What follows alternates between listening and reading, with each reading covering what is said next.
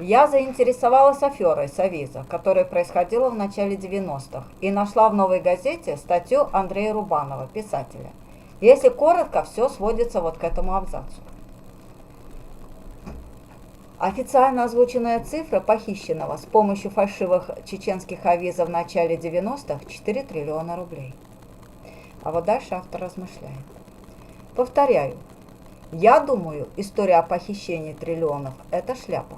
На самом деле украли гораздо меньше, и украденное большей частью осталось в Москве.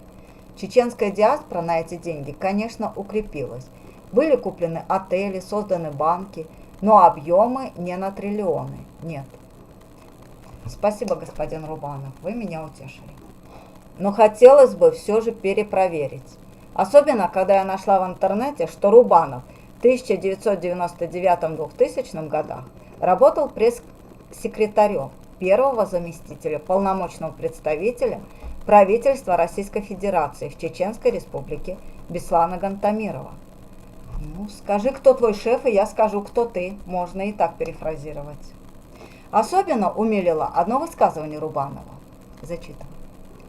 Из всех моих знакомых только один человек видел гору денег. Журналист Андрей Калитин, бравший интервью у Джохара Дудаева в 1992 году. После разговора Джохар отвел журналиста Калитина в гараж и показал сделанный ему, Джохару, подарок. Желтый американский автомобиль такси. Салон был сплошь до крыши забит пачками купюр. Вы вообще представляете себе такое? Президент страны получает в подарок не простую машину, даже набитую деньгами, а именно такси, и ведет простого журналиста в гараж, чтобы там, в тишине, тет-а-тет, пересчитать с ним гору денег. Ну, не смешно вам? Только вот ни жена, ни родственники и сподвижники Джохара Дудаева не знали о таком счастье. Да и желтых машин в республике не было. Я навела справки. Заврались журналисты. У меня есть свои источники. Люди, оценки и комментариям которых я доверяю полностью. Один из них – предприниматель, журналист, историк, писатель Сергей Уманский. К сожалению, Сергей по техническим причинам сегодня смог выйти только на аудиосвязь. Здравствуйте, Сергей. Вы прочитали статью «Новой газеты», которую я вам прислала? Вот ее и хотелось бы, чтобы вы прокомментировали. Вы как раз в те годы занимались предпринимательством. К тому же, жилка журналиста наверняка толкала вас увидеть и узнать даже больше того, с чем вы соприкасались. Расскажите, пожалуйста, про аферы с Авизо. Приветствую, Татьяна. Я прочитал этот сюжет, так он обозначен в «Новой газете», о так называемых Авизо, в рубрике «90-е» с Андреем Рубановым. Пройдусь по этой статье со своими некоторыми размышлениями, с вашего позволения. Буду цитировать фразы Рубанова из этой статьи и комментировать. Верить или не верить в цифры похищенных денег по фальшивым авизо – неизвестно. Цифра абстрактная. Но очевидно, что если бы триллионы попали в Чечню, то тротуары в Грозном были бы сделаны из золота. Далее. Я убежден, что основная часть украденных денег осталась в Москве, а чеченцами только прикрылись. Списали на них собственные махинации. Цитата, да? В этом контексте алогизмом звучат слова автора о том, что ворованные миллиарды, опять его слова, ворованные миллиарды не принесли тогда чеченскому народу ни счастья, ни процветания. То есть, с одной стороны, он говорит, что убежден, что основная часть украденных денег осталась в Москве, а с другой он говорит, что сворованные миллиарды не принесли счастья чеченскому народу. Как прикажете понимать, Саид? как говорил Абдулла в известном фильме «Белое солнце пустыни». То есть, явный логизм тут. Комментарий, как говорится, излишний.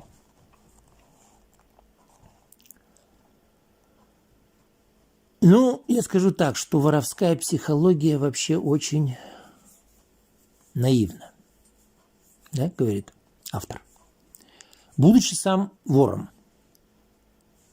Потому что это говорит человек, откровенно поведавший о том, как они вместе с братом, будучи 23 лет от роду, в 92 году взяли в банке кредит 70 тысяч долларов,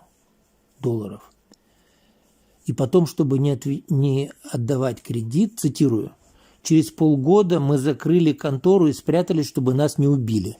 Вообще блестяще. То есть хорошо воспитали братьев, родители. Скажу по своему опыту. Ни один банк в Российской Федерации в 92 году не дал бы двум пацанам и их конторе пустышки 70 тысяч долларов. Это вам скажет любой предприниматель, который занимался предпринимательством в те годы. 70 тысяч долларов в кредит. Во-первых, даже не потому, что в долларах кредиты не выдавались, они выдавались только в рублях. Да? Это можно было считать в эквиваленте. И потому, что кредиты могли выдавать банки только под залог чего-то. И это что-то должно было существовать реально. И если, конечно, только в банке не работал папа этих пацанов или мама, может, их дядя или тетя, тогда они могли состряпать эту аферу. Просто в пустоту, под пустую фирму дать огромные деньги, если в эквиваленте посчитать в рублях по тому курсу. А курс там плыл со страшной силой. Он просто летел в космос. В 92 году курс доллара.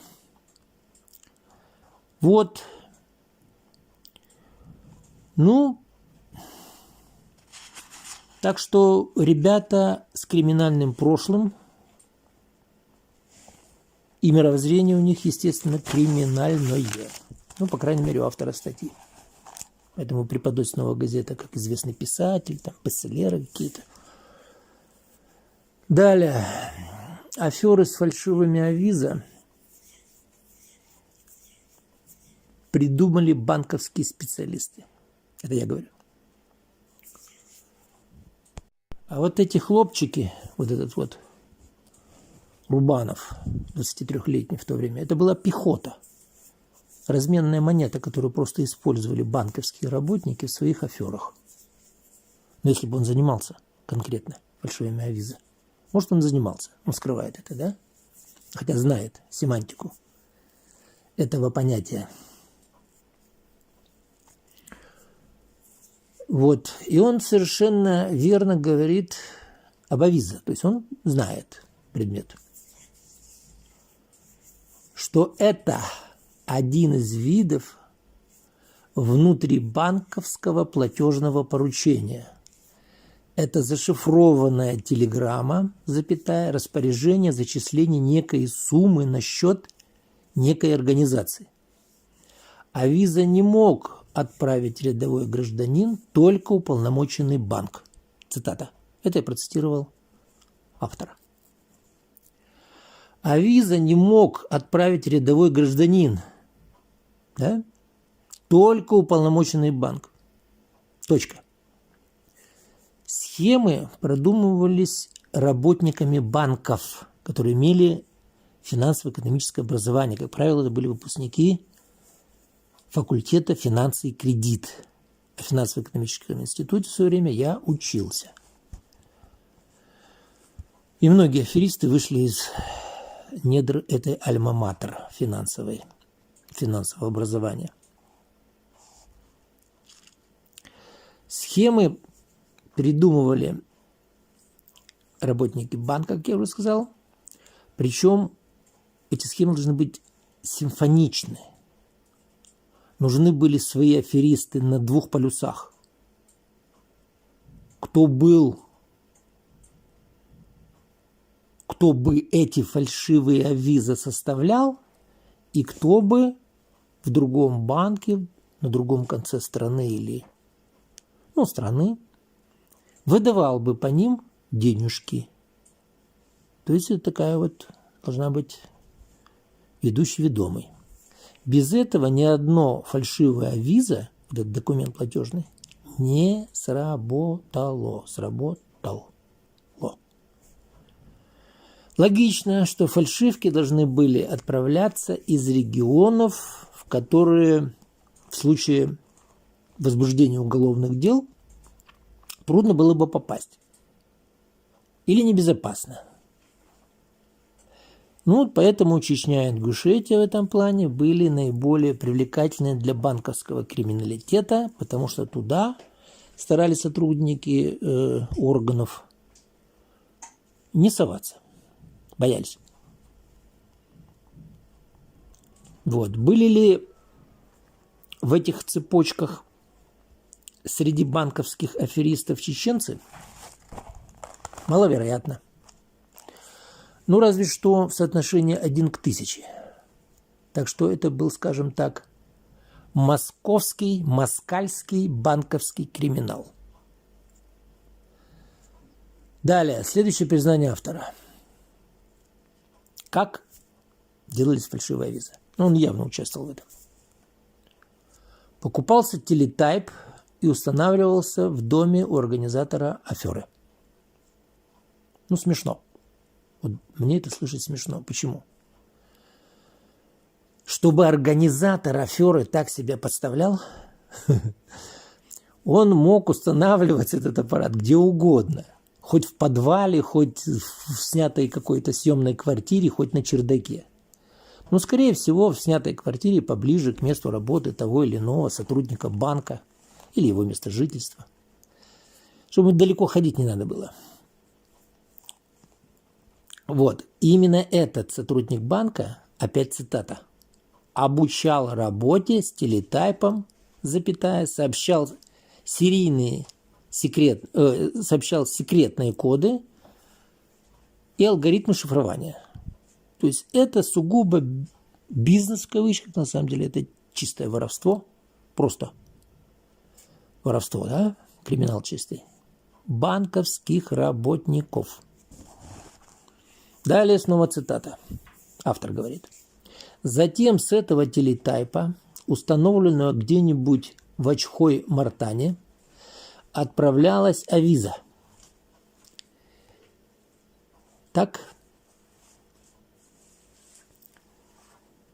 зашифрованная по всем правилам.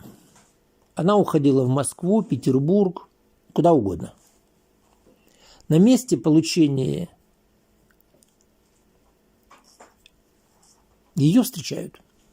Закрыть кавычки, точка. Встречают подельники банковские.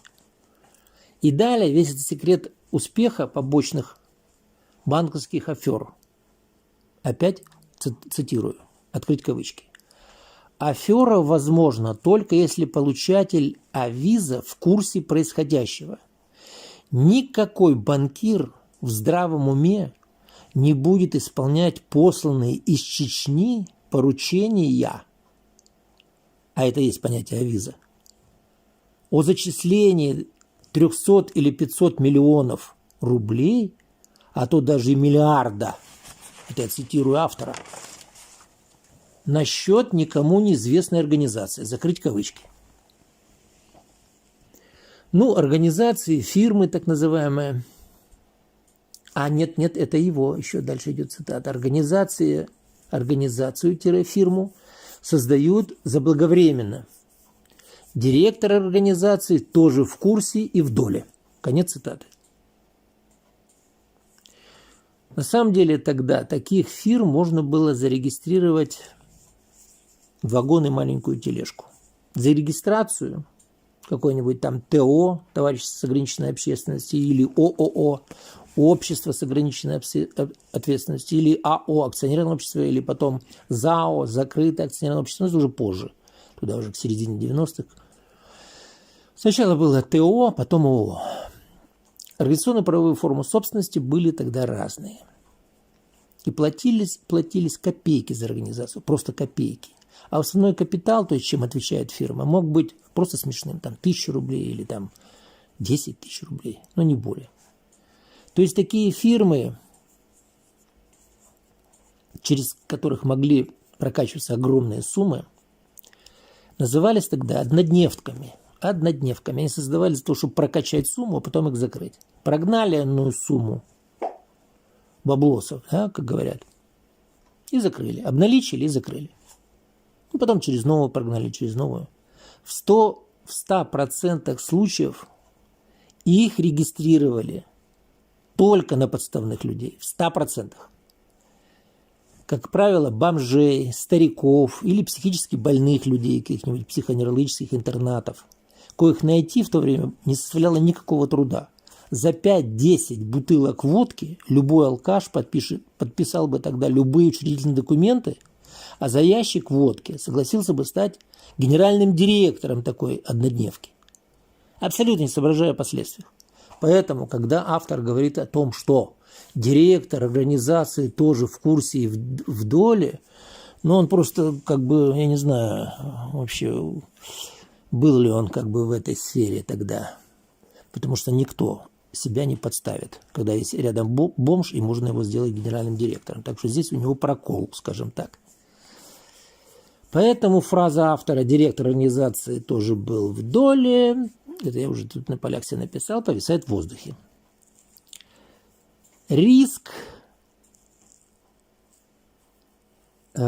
спалиться для аферистов-организаторов тогда всегда равнялся нулю. Ну, был сведен к нулю. Могли нахлобучить только вот этих несчастных.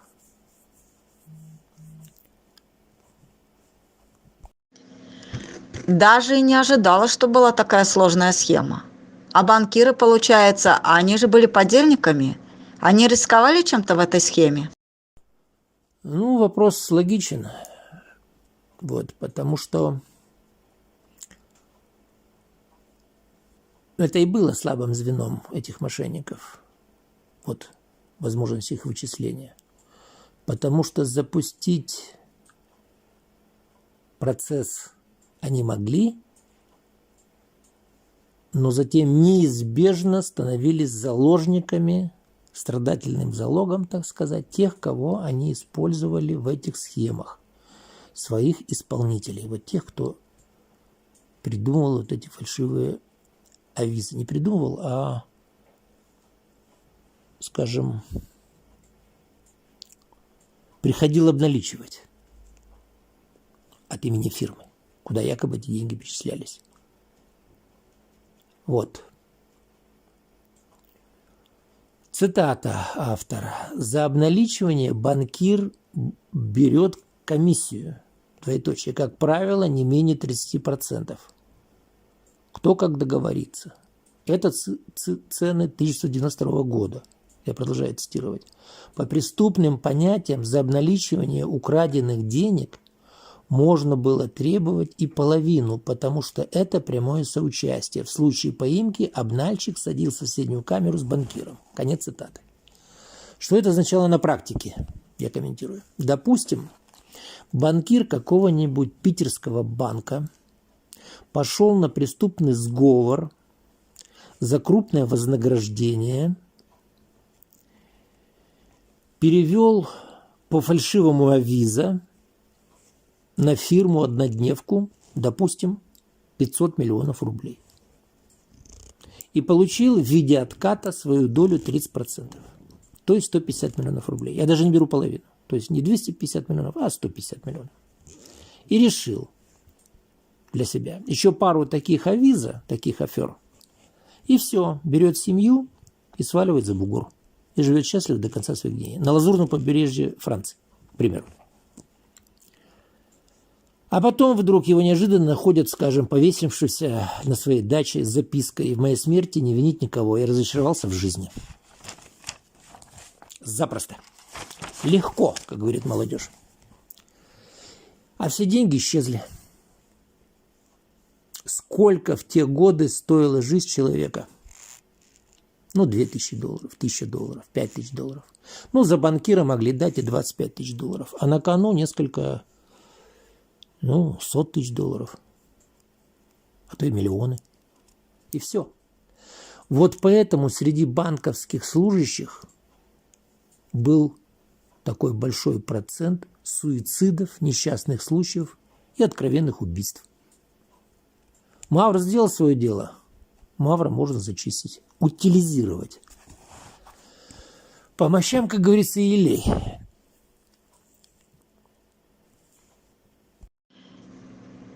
А Чеченский банк реально участвовал в такой схеме? Ответ дает сам автор, цитирую, кавычки. Миллионы, превращенные в наличные, грузятся в мешки, багажники и делятся, багажники машины делятся между участниками. А спустя несколько дней выясняется, что авиза фальшивая.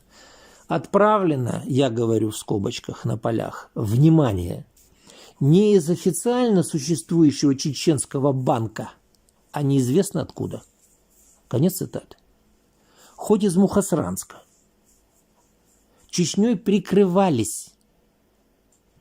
Вот ответ автора. То есть он сам понимает, что тут Чечня, Ингушетия не при делах. Это все аферы московских ребят. Не только московских. Россиянских, скажем так, да? Цитата автора. Половина денег остается в Москве. Закрыть кавычки. Да? Вот конкретно.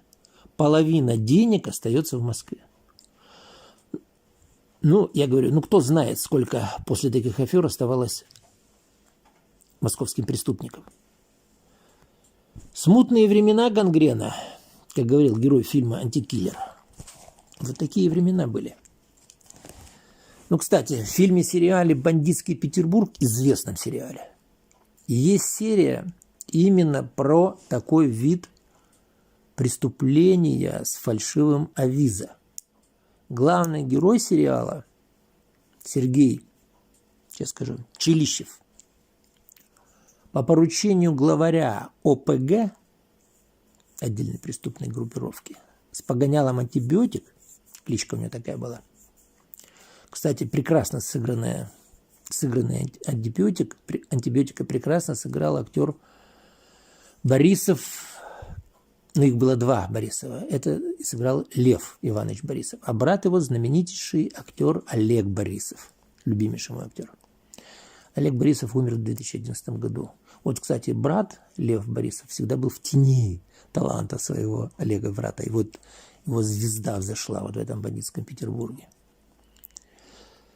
И вот по заданию антибиотика Челищев знакомится с ответственным сотрудником одного питерского банка, женщиной, которая жила с дочерью, мужа у нее не было, влюбил ее в себя. И через вот эту ничего не подозревавшую, влюбленную, незамужнюю тогда еще женщину проворачивает аферу с обналичиванием крупной суммы денег по фальшивому авизо. То есть сказал, что это его друзья, нужно срочно обналичить. Она ему верит и обналичивает. А через некоторое время выясняется, что это фальшивая авиза. Она к нему, в ужасе, что делать. Он ей говорит, ты извини, но так надо было. Она в ужасе, опять-таки, но она его любит. Он говорит, вот тебе огромная кучка денег, но антибиотик там выделил. Ее там какую-то долю, неважно, 1% или 5%. И какая там сумма была непонятна. Там какая-то заоблачная была сумма. Женщина в шоке.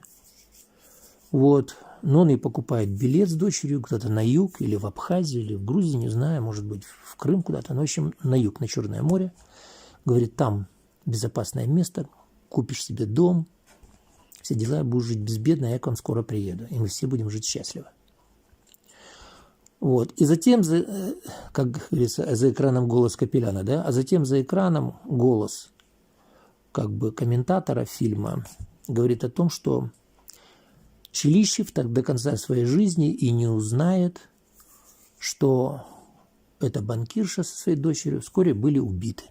Денежки пропали. И концы в воду. Деньги вернулись обратно, понятно, антибиотику. Вот это очень показательная история. Вот, на полях скажу, что один мой знакомый сотрудник одного Санкт-Петербургского банка как-то в Подпитие, он недалеко от меня жил, жалился мне, что ему жить осталось всего ничего, что он вляпался вот в эти фальшивые визы, и его жутко подставили. Кстати, бывший военный, потом почему-то вот вляпался вот в банковскую сферу, назначили его. Ну, а потом уже сказали, что он погиб в автомобильной аварии. Концы в воду. Поэтому пословицы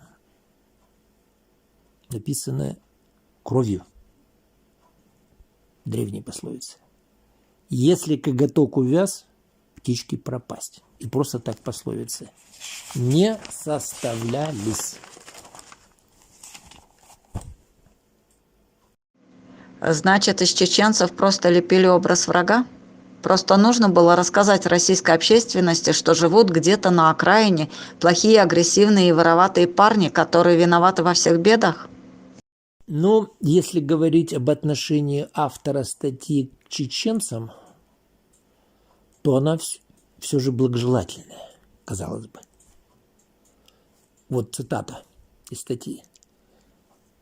Главная фатальная ошибка тех, кто сталкивается с чеченцами, считать чеченцев дикарями.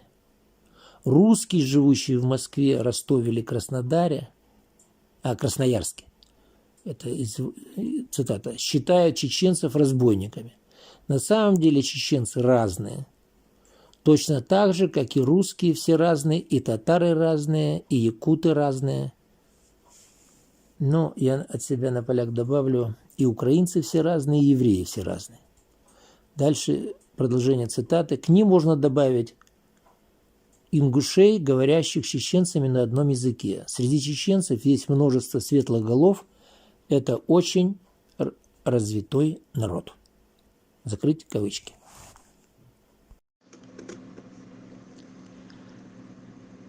А хорошие чеченцы – это, наверное, Беслан Гантамиров и его окружение.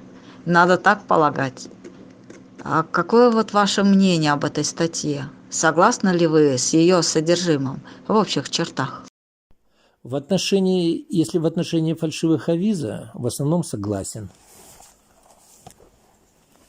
Ну, по этой теме фальшивой визы еще одну цитату. Кавычки. «Я убежден, что основная часть украденных денег осталась в Москве, а чеченцами только прикрыли, списали на них, как бы на злых разбойников, собственной махинации. У меня нет никаких доказательств, но зато есть опыт. Если и были украденные триллионы, то украли их московские ребята, а не чеченские». Закрыть кавычки. А сомнение вызывает сентенции другого плана. Цитирую. «Из всех моих знакомых только один человек видел гору денег. Журналист Андрей Калитин, бравший интервью Джохара Дудаева в 1992 году. После разговора Джохар отвел журналиста в гараж и показал сделанный ему Джохару подарок. Желтый американский автомобиль такси.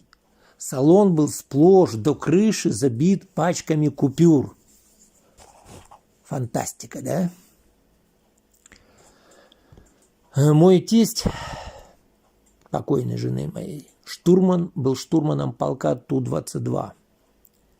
Это стратегические бомбардировщики, высший пилотаж авиации СССР в то время. И хорошо знал Джохара Дудаева. И всегда отзывался о нем как о умнейшем и кристально честнейшем офицере. Кстати, первом генерале чеченце. И чтобы вот так по-мальчишески хвастаться перед московским журналюгой автомобилем, якобы подарком, да еще доверху набитым пачками прям до крыши денежных купюр, это бред сивой кобылы. Ну и последующие перлы. Типа, вот цитирую.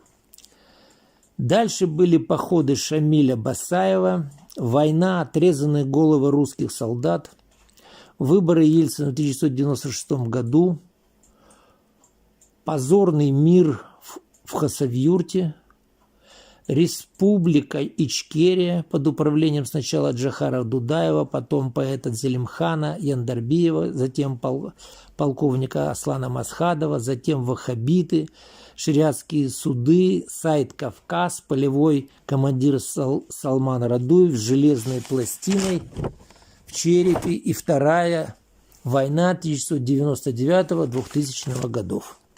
То есть полный джентльменский набор тогдашней россиянской пропаганды из Москвы. Есть такое понятие двоеточие. Даже тихо включенное радио зомбирует мозги населения в очень короткий срок. А в те времена откровенная пропагандистская пурга черная неслась из каждого утюга. Разберемся с вышесказанным автором. С чего начинает он перечень причинно-следственных связей в своем пассаже?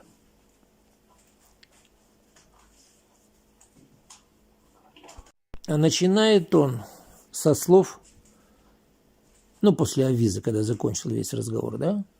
Дальше были походы Шамиля Басаева. Первое. Кремль осуществил вооруженную агрессию против Чечни 11 декабря 1994 года. 31 декабря был знаменитый штурм Грозного, где они полностью облажались, а потом отказались. Что это это не военнослужащие, это какие-то там непонятные люди, да, погибли в Грозном. И это произошло после заявления Ельцина о том, что каждая республика может взять столько независимости, сколько захочет. Эта история хорошо известная. В те годы о своей независимости объявил Татарстан с президентом Шаймиевым, хотел объявить независимой республикой Урал-Росель, Уральскую республику и некоторые другие регионы. Это была общероссийская тенденция к самостоятельности, которую объявил президент России. Но в то время самым, волелюбивым народом была Чечня. И Кремлю нужно было ее наказать, что называется, образцово-показательно, как раньше были при советской власти, образцово-показательные суды. Но для этого надо было подъеремному Кремлю населению тщательно промывать мозги. Вот их и промывали. С телевизионных экранов полились реки слез, типа об обездоленных российских беженцев, рассказывавших с телевизионных экранах о том, что они якобы пережили, как они бежали, какие страшные чеченцы, которые всех режут, отрезают голову, руки, ноги, насилуют, убивают по всей Чечне.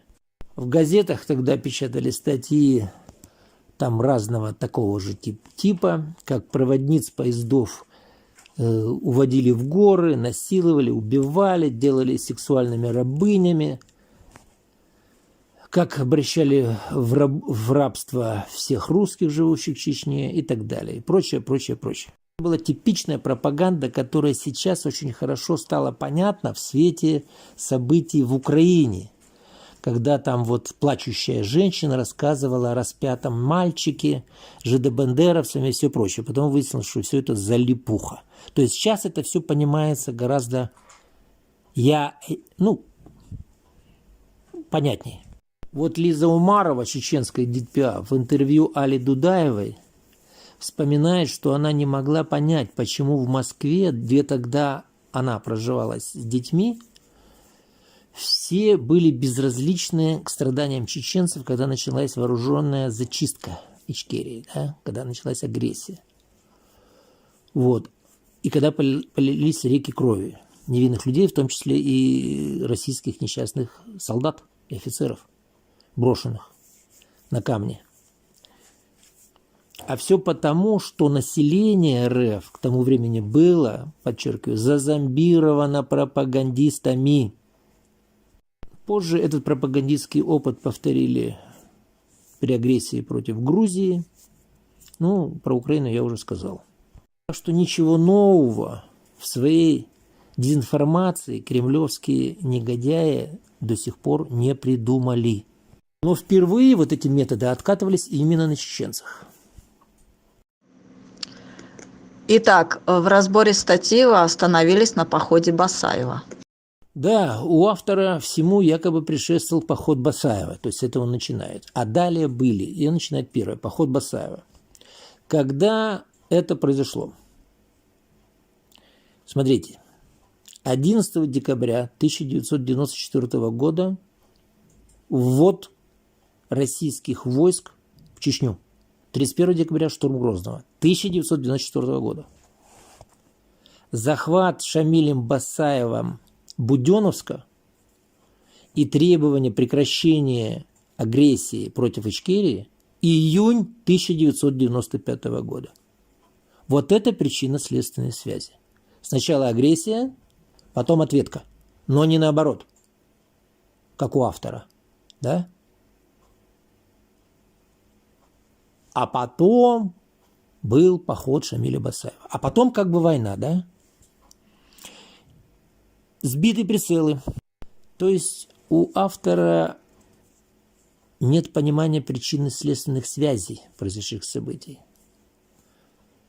Вот, у него сбиты мировоззренческие репера. Все начинается наоборот. Поэтому говорить тут не о чем. О мировоззрении. Как о цельном мировоззрении говорить не о чем. Какой он писатель, я не знаю. Далее. Фраза Рубанова. Отрезанные головы русских солдат. Тут комментировать нечего, да? Это промассировалось во многим фильмам, правда, уже в последние годы уже как бы немножечко с другой стороны все высвечивали. То есть все тот же пропагандистский источник, что и распятые мальчики в Украине спустя почти 20 лет. Следующий перл. Позорный мир в Хасавюрте. Опять-таки мы берем лупу и смотрим. Смотря для кого позорный. Если это говорит имперец московский, тогда да, для Кремля это был позорный договор о мире. Но не для чеченцев. Но вот получается, что это он так любит чеченцев. То есть для него это был позорный мир. Вот его лексика. Далее. Затем выборы Ельцина в 1996 году. Что это были за выборы, в кавычках, давно всем известно. На эту тему существует множество роликов, интервью с самыми активными участниками тех позорнейших событий. И с Коржаковым, и с Чубайсом, там, и очень много задействовано туда было людей. Когда Чубайс бегал со своей коробкой из-под ксерокса, набитой долларами для подкупа всяких мерзавцев, а первым из которых был и сам Чубайс. Ельцина к 1996 году не ненавидел разве что только очень умственно ленивый человек, то бишь идиот. Население было загнано в непролазную нищету, и так называемая приватизация разграбила страну дотла.